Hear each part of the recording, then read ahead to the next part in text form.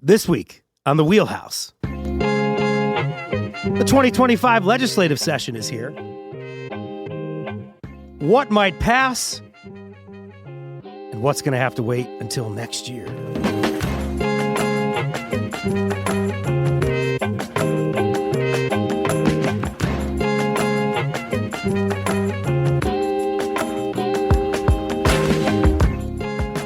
For Connecticut Public, I'm Frankie Graziano. This is The Wheelhouse, the show that connects politics to the people. We got your weekly dose of politics in Connecticut and beyond right here. Happy 2025. Happy New Year. Happy legislative session in Connecticut. It's finally here. Lawmakers getting back to work. Already they've vowed to address the state's housing crisis, funding for mental health resources in schools, and more. That's going to be a lot to get done. Let's see if they actually do that. What's going to actually pass and what won't? Maybe we'll make some predictions, whatever. We'll get together and try to figure it all out. I'm joined by Susan Raff, Chief Political Reporter for WFSB and News Channel 3. Welcome. Good morning and Happy New Year to both of you. Happy New Year to you. Also with us, Ebong Udama, Senior Reporter at WSHU. Ebong may be with us on Zoom, but he also may join us in the next segment. Sorry about that. Finally, Bilal Siku, Associate Professor of Politics and Government at the University of Hartford. Bilal, great to have you on the show. Thank you, and Happy New Year to you. And how about those Detroit Lions? How about those Detroit Lions? Look at the, and are you wearing Honolulu blue today? I'm in the spirit. The road through the NFC playoffs goes through Detroit. Absolutely. And I'm sure that excites Bilal and young Bilal as well, and John Henry Smith. But before we go any further, my friends Bilal, my friend Susan, are part of a powerhouse panel that'll be with me in Hartford next Wednesday. It's the return of the Wheelhouse Live. The panel plus some surprise guests. Oh, my God. You want to know who they are, don't you? Oh, I love surprises. Yeah, you like surprises. We got some. You're going to be here to find out. You got to buy a ticket. Tickets are available now at ctpublic.org/Frankie. That's ctpublic.org/Frankie. I didn't make up that vanity URL, I promise you. Back to today and the opening of the session. Let us know what you hope lawmakers will focus on during this year's legislative session. Please give us a call, 888-720-9677. Before we dive into all of it, big news this week, a sad news, a passing of a pillar of American society here, a former president, Jimmy Carter. Funeral services started this week. I'm going to remember Jimmy as the simple peanut farmer from Georgia. How are you going to remember him, Bilal? This was a president who, for me, was really one of the first presidents I knew anything about growing up, in Detroit in the 70s. And I think what's amazing is he obviously has this great story after he, ends his presidency and the work he did as a humanitarian, the work he did to help spread democracy around the world.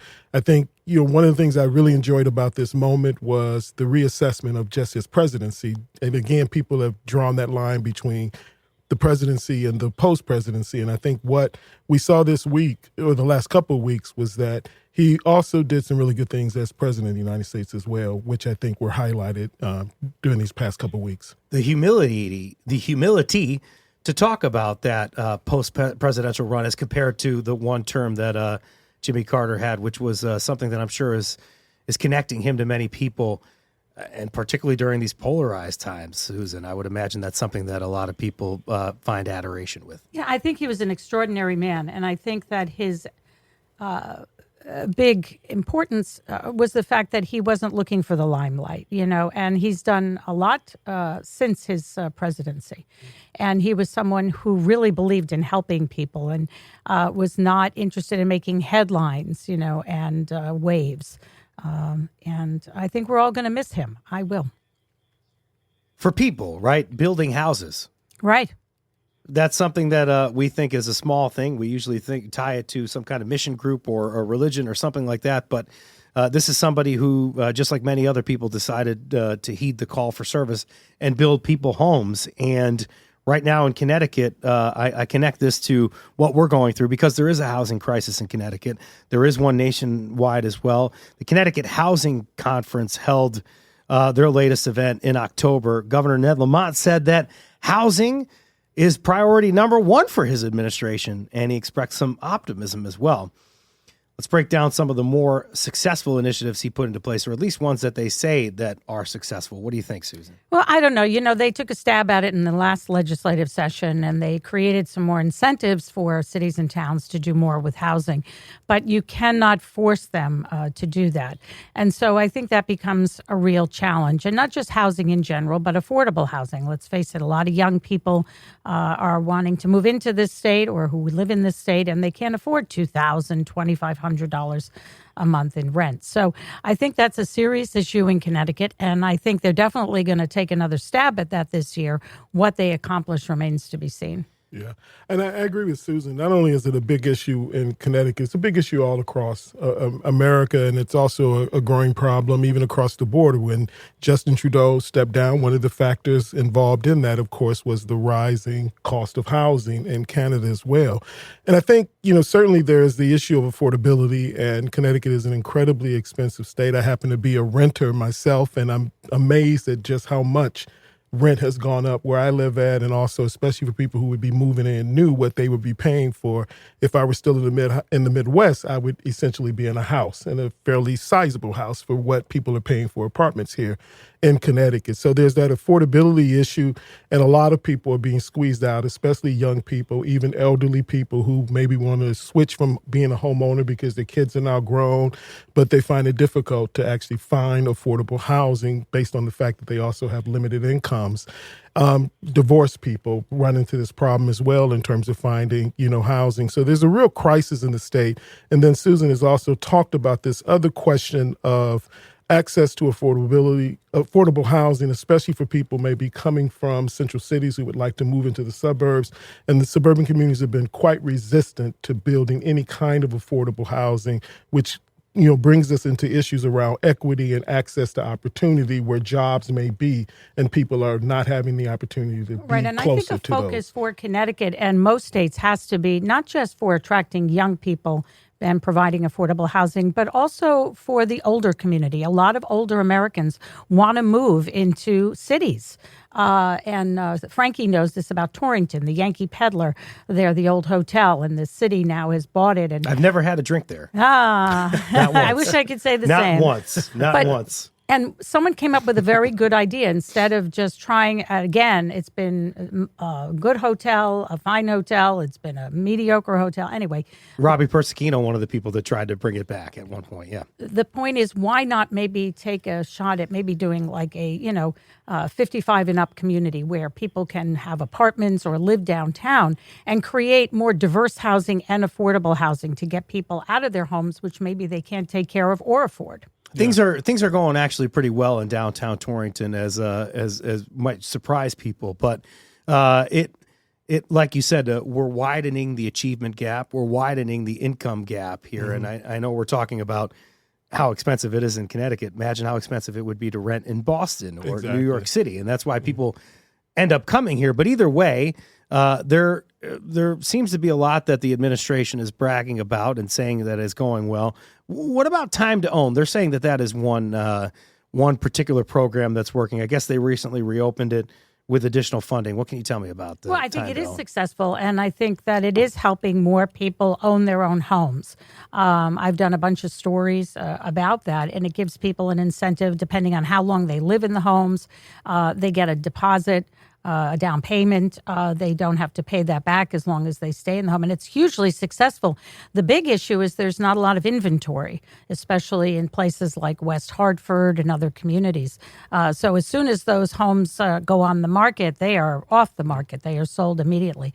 So it is hugely successful. It does help people get into their first home, but we just need more inventory. Right. And I think in many ways there is a link between the lack of inventory and the rising cost. I mean, a lot of apartment complexes that are in place right now, openings don't remain that long. I mean, people are always looking for some place to live, which means the owners can raise the rent because there's such a high demand. So Connecticut has an obvious issue around affordability, but it also has a big issue as well around, having enough housing stock in the state that actually could perhaps bring down the price and make it more affordable and also give people options in terms of housing. Right. I'm told right now that we're going to be able to beam somebody up via satellite, maybe just Zoom.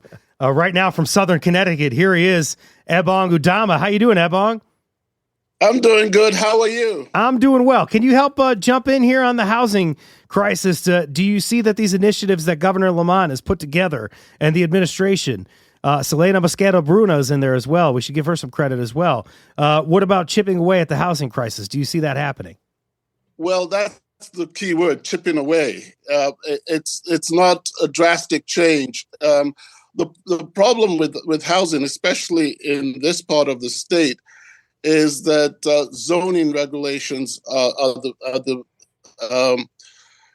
biggest obstacle to having more housing, because basically a lot of the suburban towns around here, multiple family housing is discouraged. I said a different name. It's Selena Mosqueda Bruno. I wanted to make sure I pronounced that correctly. Zoning central to the fight for more affordable housing options, Susan. Housing advocates gearing up for a fight around one law specifically. It's the same fight that we keep seeing the last few years, 830G, which allows developers to appeal local zoning decisions and build affordable housing projects in towns that do not already have a significant amount of affordable housing. Why does 830G continue to come up here in these sessions? Well, I think there's a lot of pushback. In fact, I recently hosted a housing forum for the Department of Housing at the convention center, and we heard from developers and state lawmakers, and that the affordable issue keeps raising its ugly head in a sense because we just can't seem to break through with that. But there are developers in this state who are making progress.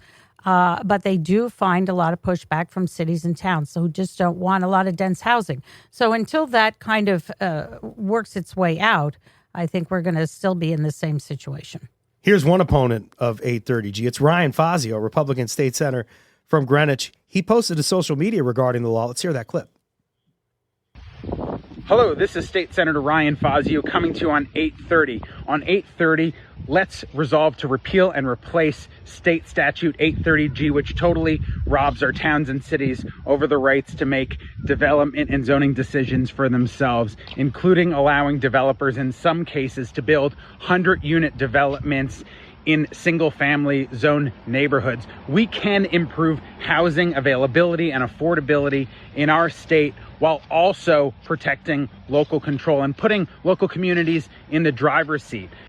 Can you, Bilal? Can you afford or improve affordability and stock as well, I guess, without tackling 830G? And I guess, can you be a lawmaker in Fairfield County and not be against not be against it? I mean, obviously, there's the local politics, and then the reality is that many communities across the state have engaged in exclusionary rather than inclusionary zoning, and so this is a problem, and it's a problem that's deeply rooted in a long history of residential segregation that has existed in our state, and certainly, the arguments that a lot of communities make in law, very clearly. Right. Exactly. Yes. And the arguments that a lot of communities make about why they don't want to build more housing, affordable housing, that would also be housing that could potentially be integrated housing as well, the resistance is really strong. And so I think, this is something that the state will have to put some muscle behind if they want to see some change. And, groups like the Open Community Alliance, which I'm actually on the board of, that works for open housing and fair housing options in many communities, I think that work is just important to continue to do. I do worry about whether we'll have a partner at the federal level, perhaps pushing some of these issues coming out of housing and urban development. And so there are real challenges here. And I wish the governor and other lawmakers would take a really, I think, a bold and courageous stand to really push for access to affordable housing and inclusionary zoning in our state. This is a story we've pointed to a couple of times this year because it really, I think, paints a picture of the crisis that we're currently in. In the beginning of 2024, Ebong, it was Connecticut Insider that published an article on a report that found that Connecticut's racial and economic segregation, obviously among the worst in the country, but continually deepening. Has that put pressure on local lawmakers to make changes? Well, the problem is that income plays a big role in zoning and where people end up living. And that also has something to do with the racial disparity that we have in our state. And I don't. Lawmakers have tried. I know that Jason Rojas has been pushing for quite a bit. Can you hear me? I can hear you. Yeah. Okay. I can hear you. My colleagues can't hear you, but I'll distill it for you. I know that Jason Rojas has been pushing for more housing, but the problem is that it has a lot to do with income that determines where people live in Connecticut. He's saying that income is determinant of where people live in Connecticut. Oh, Jason Rojas obviously trying to make a stand Correct. to try to change things. Right. I think that's true. But, that's not a new thing in Connecticut. Mm-hmm. I mean, coming from another state 30 years ago, I came from New York. I noticed that, the cities are predominantly poor and economically challenged, and the cities are predominantly, or the suburbs are whiter and more affluent. And so how do you blend that? It's very apparent and very visible, I think, when you come into Connecticut. And I would hope that we could do more with that, because really, I mean, Hartford to me seems to get poorer and poorer. It just does. I mean, home ownership, people have moved out, and they've tried to build buildings like Hartford 21 to try to get people in. But there you go with the rent situation. Mm-hmm. $2,500 a month, people start to move out. So you really pushed out a lot of home ownership. And until we can address that, and not all of these apartments that they want to build are little shoeboxes. We're talking about townhouses. So, we're not talking about public housing in the middle of Simsbury. It's this responsible building, but there's just such pushback, I think, from it. But what we've time and time seen again in Hartford, it is one thing to have affordable, a place to live that's affordable, but the stock there, we talked about infrastructure before the show, Bilal. The infrastructure in Hartford has been, particularly in the north and south right. parts of the city, has just been horrendous for all these years by design. Many times. And Ned Call was somebody who we covered last year on the Wheelhouse that fought to improve this housing stock for years in Connecticut, alongside many of the local folks that lived here. But it's just been something that people haven't been able to turn around. But I want to jump in front of Susan to frame it to you this way. We talked about what the administration is saying that they're doing that is working. A lot of this is around trying to get young people here. So they said that they did a lot last session or in recent years. They tried to get work, live, ride passed last year. That didn't pass. 830G is something they haven't been able to turn around. We get that, but that could maybe help with affordable housing.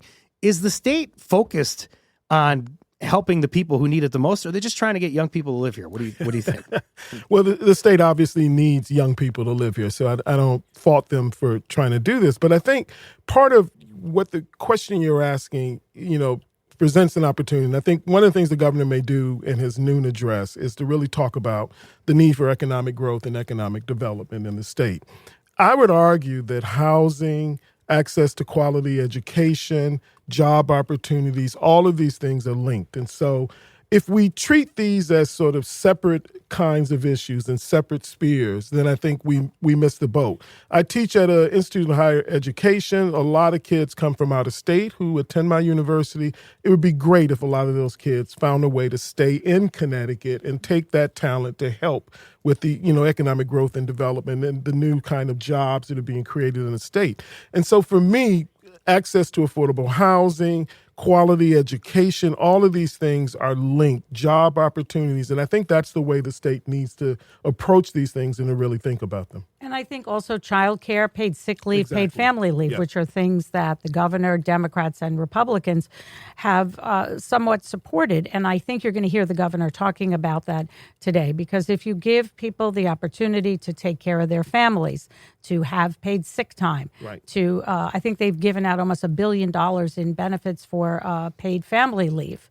Those are important initiatives, I think, for a lot of people to make Connecticut more attractive. And families may want to move here because that supports their family. So maybe we should be looking more indirectly at housing, but is there anything that may be a measure that you think gets brought up this year? Is maybe that work, live, ride comes back? What do you think? Put you on the spot here. I think the big issue for a lot of people is going to be energy costs. Yeah. I really do. I think that what people saw over the summer, certainly we had a very hot summer, but it's such a complicated topic to figure out, and Eversource did something very unusual this week. They asked members of the media to come to their headquarters in Berlin to kind of spell out, and they're really doing what's called, I guess, getting the court of public opinion. And they say their cash flow is short and they're going to need some investments. And if not, they're going to have to cut back.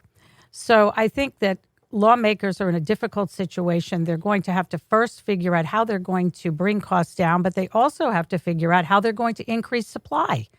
We're pushing people towards electric vehicles. We want people to have heat pumps in our homes. So the demand for electricity is only going to increase dramatically. And so we have to come to a place where we can figure out how to increase that supply and also bring those costs down, because Connecticut has some of the highest costs in the country. Ebong, do you want to jump in on what you think we could see on housing or energy? Yeah, there's been a lot of pushback from the utilities on PURA, and there's also a push to expand the board of the membership of PURA and have another Republican on that board. I'm wondering how that's going to play out, because so far the governor has been very supportive of the regulation of utilities in Connecticut, but they've been pushing back, and they've been pushing back quite aggressively, and also the fact that they've been restricted from increasing their rates. They've requested pretty steep rate increases, and there's been pushback from PURA on that. So I'm wondering how that's going to play out. That's going to be a big issue in this session, I believe. We'll continue our conversation after a short break. Thanks for staying with us. A reminder to our listeners, join the conversation. Tell us what changes you'd like to see in 2025. 888-720-9677. And then I want to ask you if you've got plans for January 15th. What a day that's going to be, because we got your plans for January 15th. Join us for the Wheelhouse Live in Hartford. I'll be talking to a powerhouse panel. Susan and Bilal are going to be there, and some surprise guests. There's going to be refreshments. Ollie the Octopus is going to be there. Maybe you'll be able to catch Ollie the Octopus. And there's going to be lots of great conversation. Tickets available now at ctpublic.org/Frankie, ctpublic.org/Frankie. We'll see you after a quick break.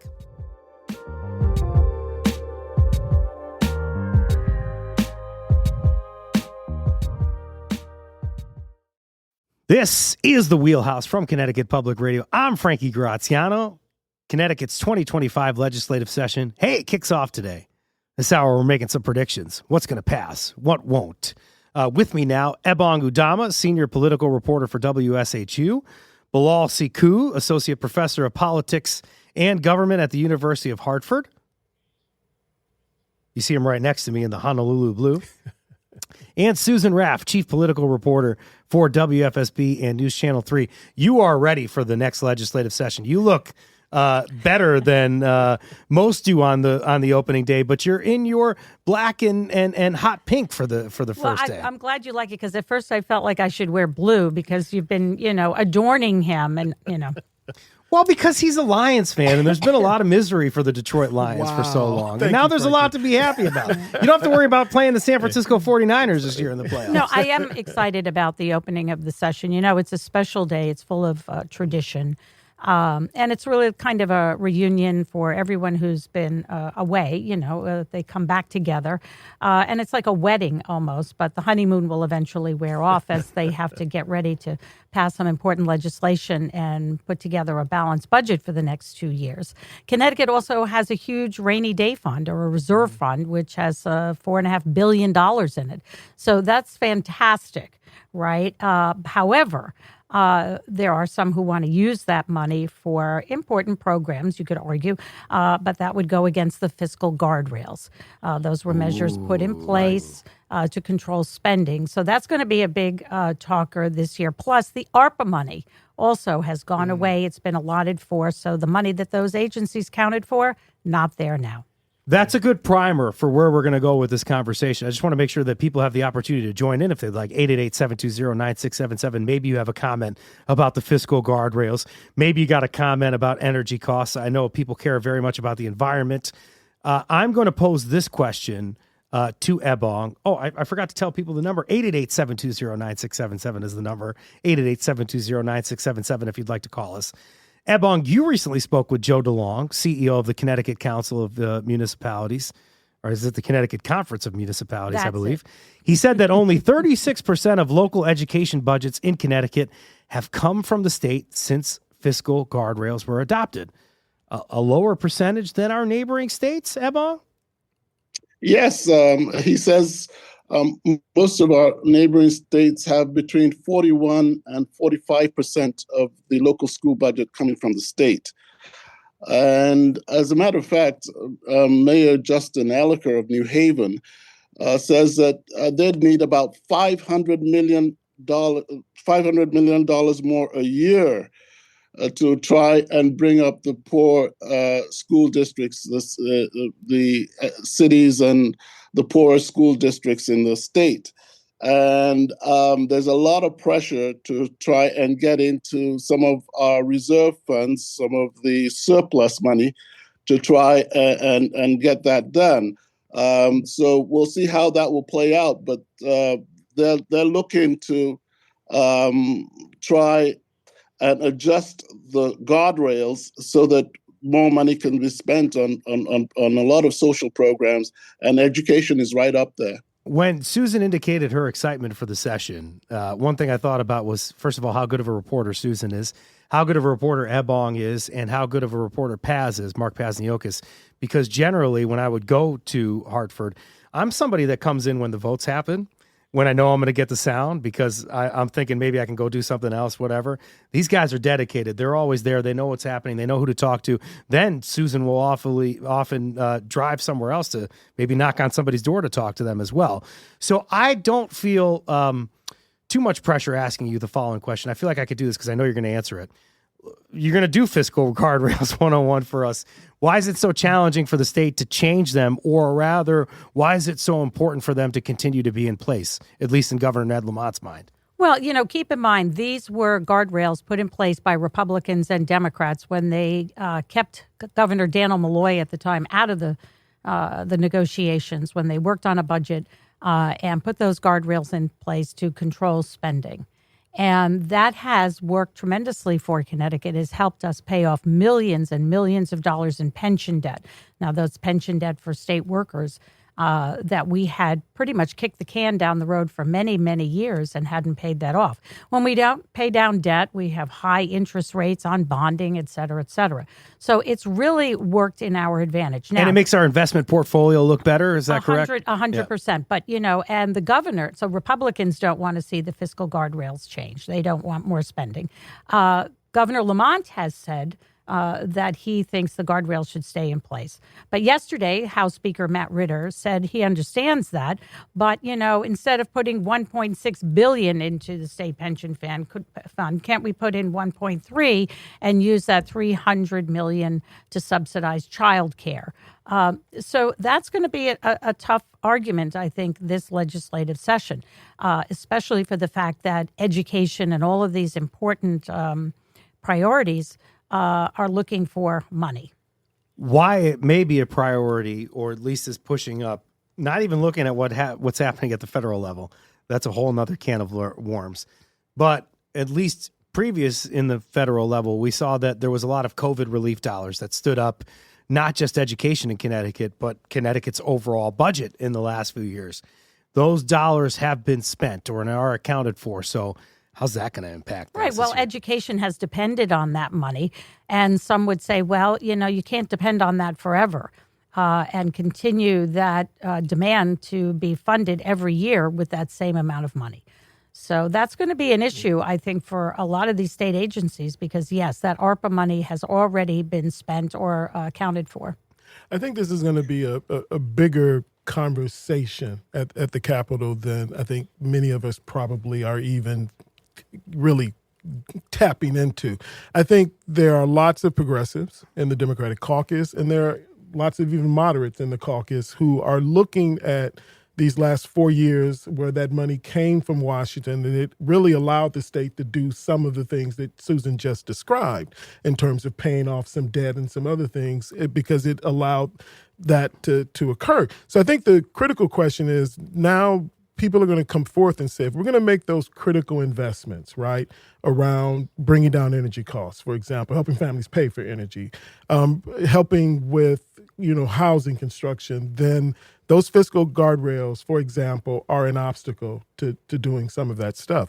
I think there also is a legitimate argument that nonprofits, which we've shifted a lot of responsibility for providing these social services to, who receive some funding from the state, whether they've been short-shifted over the years with regard to how much funding they should be getting to do these critical kinds of services. So I think this is going to be a really critical conversation that occurs this year. The governor has put his foot down, that he's just not interested in doing that. I was struck by a speech he gave to CBIA where he talked about, people need to grow the pie rather than think about how to divide the pie. My problem with that, of course, is that we grow the pie, but we don't divide it that well. And so we've seen the concentration of wealth occur in our society. And so growing the pie without thinking about how we divide it up, to me, is insufficient and is not the kind of conversation a leader of a state like Connecticut that has such a huge gap in inequality inside of the state.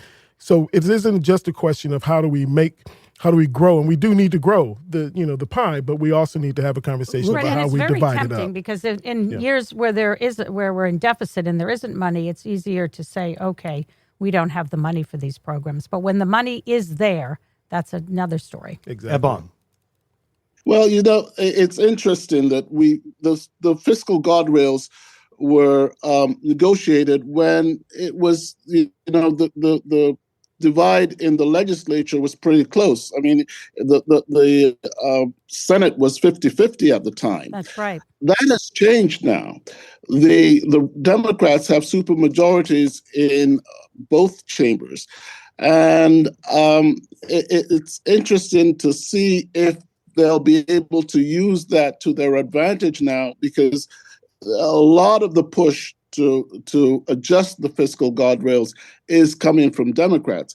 Republicans are all in support of Lamont, and so we'll see how that plays out. If because Lamont, it doesn't seem as if Lamont will go for any kinds of adjustments. We talked to him a couple of weeks ago, and it didn't sound like he was moving. So we'll see how that plays out. And to add to Ibang's point, I think it was in 2018 that the fiscal guardrails came into play. And you're absolutely right. In fact, in this election in November, Democrats picked up more seats and have a stronger majority in the House and Senate than they've had in almost 50 years. So we have a much different dynamic. Will they decide to adjust the fiscal guardrails? That remains to be seen, but it's certainly going to be a challenge and a fight, perhaps. Tom from Manchester is on the line. We often hear from Tom, and we love to talk to Tom. Go ahead. 888-720-9677 was the number you called, and we're happy to hear from you this morning, Tom. What's going on? Good morning. How you doing? Happy belated New Year to you and your guest. The reason I'm calling, being a person of color, I'm just concerned with the Trump administration with the pushback on DEI, diversity, hiring, and going after academies of not using race as a factor, which I think is an important factor to be included, because I think the Navy just pushed back on that recently on midshipmen coming in there, and there are persons of color that are in top military professions. But I think with the diversity, it's not taking away from anything or being too woke, but it's a matter of just learning from other cultures and keeping an open mind on things and not canceling anybody's culture or being. Thank you, Tom. I appreciate it. And I think it's just dealing with the racism out there and watching out, I guess, for hate groups too. My concern when I heard that quote, keep Connecticut white, in 2023 from the NSI 121 as a person of color. For all of us, our nation, and we got to pull together as Americans and not be divided by President Trump. I don't want to become like an autocrat one way. He's for all of us, and I think he needs to hopefully really try to unite us. Okay, thank you. Thank you so much. And Tom's seen these flyers maybe as well, because they've happened in my town and in his town too. He's talking about NSC 131. These hate flyers that we see. They're also very anti-Semitic as well, these flyers that we've seen that have been dispersed. But he's talking about something that I saw in the thread of the week this week that I saw on social media, was somebody was talking about how McDonald's is perhaps not supporting diverse initiatives anymore, as we're seeing a lot of people, I guess, get ready for the upcoming Trump administration here. And that thread said, not loving it, McDonald's. They were upset with McDonald's there. Has a lot of problems these days, right? Wow. And part of it is that, this whole food debate, right? And so there's a lot of a variety out there, and people are not eating as much McDonald's. They have their own problems. And then they have giving free food to, the IDF in Israel, and that hurt them. So they have a lot of issues. But this is important to bring, because before we talk about the diversity component, Bilal, because then we'll bring it back to education and this dismantling of not just DEI, but we're going to see federal agencies and pretty much the culture that we've seen come together in the last, I heard this the other day, it's 5 years since George Floyd was murdered in Minneapolis. It's almost 5 years. And we've seen the country kind of coalesce together a little bit in the last 5 years in a way that we haven't seen in many years. And that's part of what we're going to see here, dismantled. I think, and I shared Tom's concern, the caller's concern about where we're at right now as a country and where we're headed, the direction we're headed in. In many ways, I mean, I know a lot of analysts, especially on the Democratic Party side, have reduced this election to economics and saying that economic matters were really what was the most serious concern that voters had. I disagree. Not saying that economic matters don't matter, but I think issues around culture and the fact that for the last 60 years, we have been on this trajectory towards trying to become an inclusive democracy. And I think there are a lot of Americans who are unsettled by and uncomfortable with this sort of change that I think, has undergone the last 60 years. And it's not just along race, it's also along gender, it's also along sexual orientation.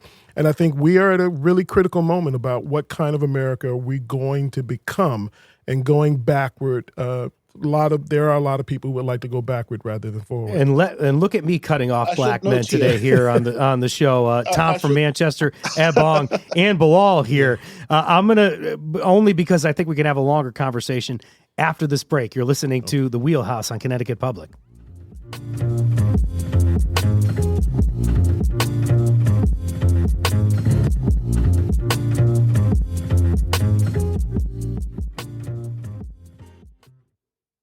This is The Wheelhouse from Connecticut Public Radio. I'm Frankie Graziano. Local lawmakers rolling up their sleeves today and heading back to work. Over the next 5 months, they're going to discuss the most pressing issues facing Connecticut residents, or at least talk about the budget. So what bills will be presented? What bills will actually pass the finish line? We got Ebong Udama, senior political reporter for WSHU, who you see on your screen there. Hello, Ebong. Bilal Siku, associate professor of politics and government. Susan Raff, WFSB News Channel 3's chief political reporter. If you got a question for our panel, join the conversation, 888-720-9677. Ebong, I cut you off before we went to break. Jump in here. We were talking about diversity. We were also talking about education at the federal level. Yes. On the DEI, I'd just like to note that the state is not pulling back on DEI. And as a matter of fact, the Attorney General, William Tong, is leading the charge in trying to put up some defense against some of the expected Trump administration initiatives that might not, but that might be trying to roll back some of this stuff, and especially on immigration and other issues.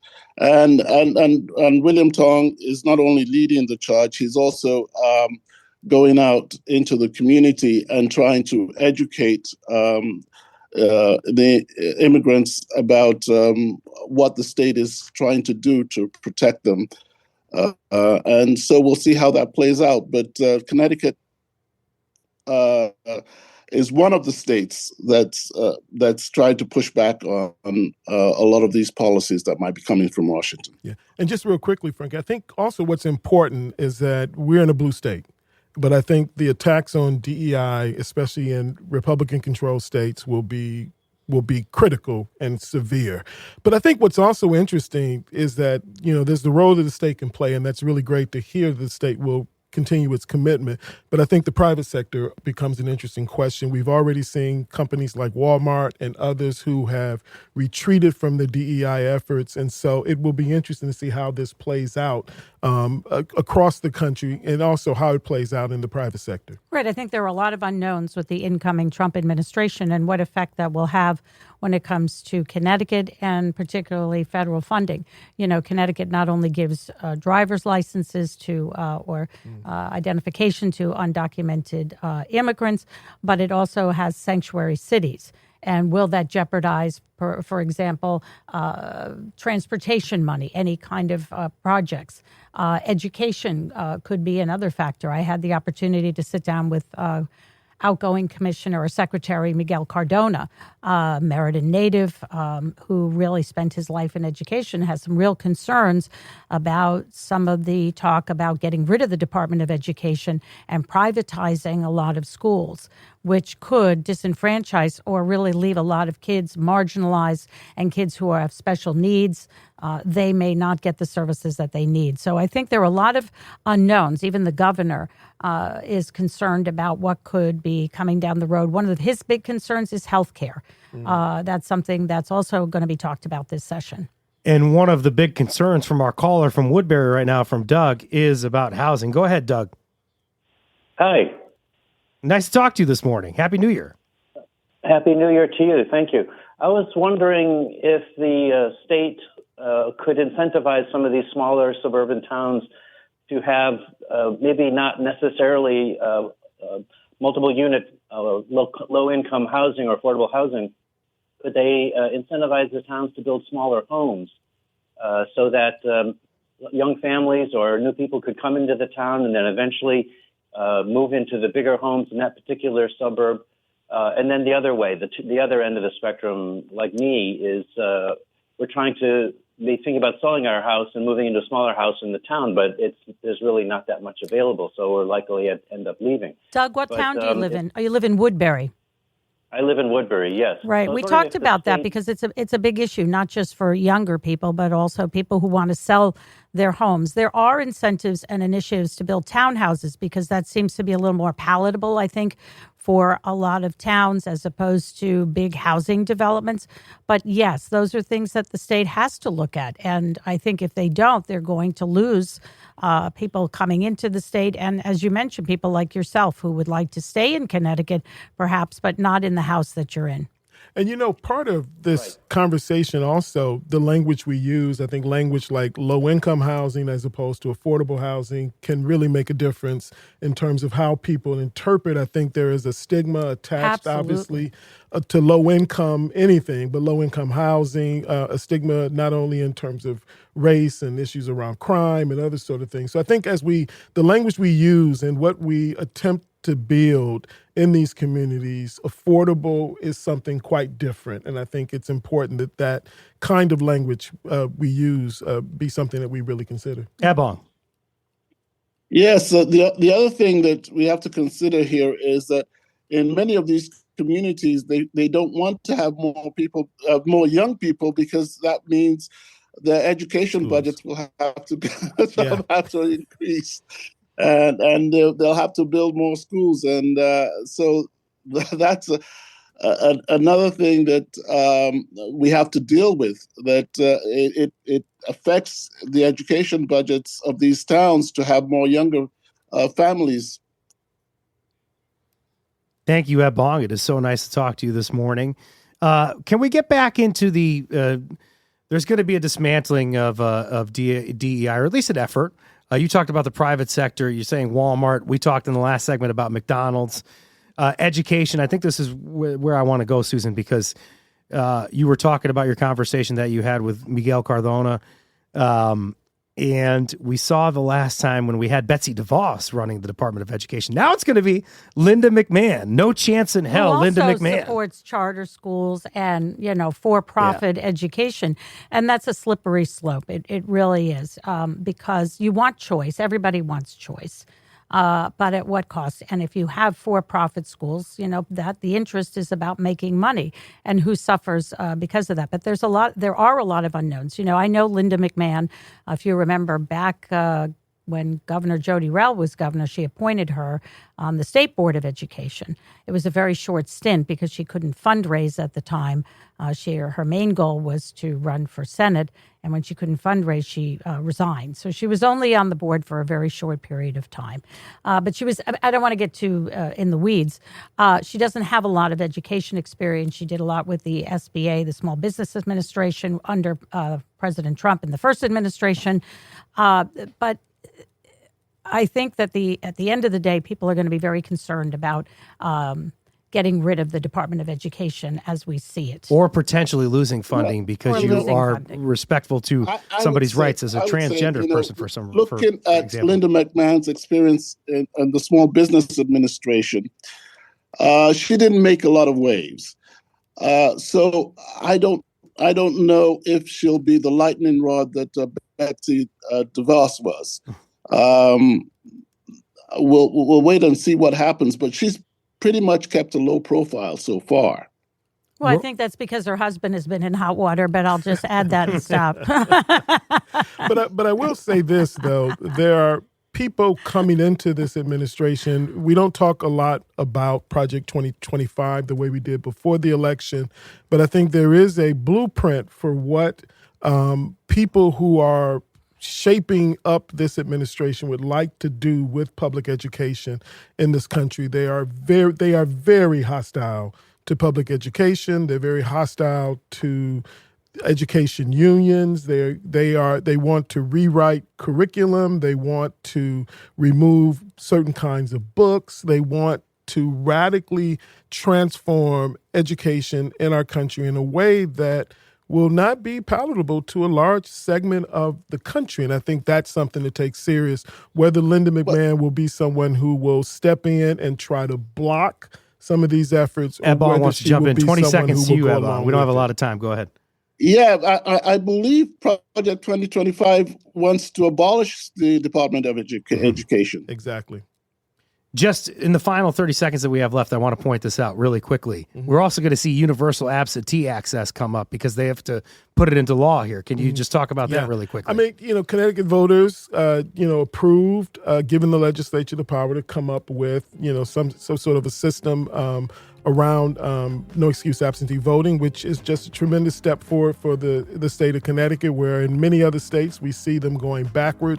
Connecticut over the last decade plus has been a state that has really expanded access and opportunity for people to participate in the democracy, which very is a good successful, thing. But I think they're going to work at cutting back the time frame when people can have access to early voting. It seemed a little long this year. And that's maybe something we can pick up next week there on we the go. 15th. That's a great tease. But first of all, let's say bye to Ebon Gudamo, senior political reporter for WSHU. Thank you for coming on the show. Thanks for having me. You also have been hearing Bilal Sekou, Associate Professor of Politics and Government at University of Hartford. Thank you for joining. Thank you. Susan Raff, Chief Political Reporter for WFSB News. Stay tuned for her coverage of the session. Can't wait.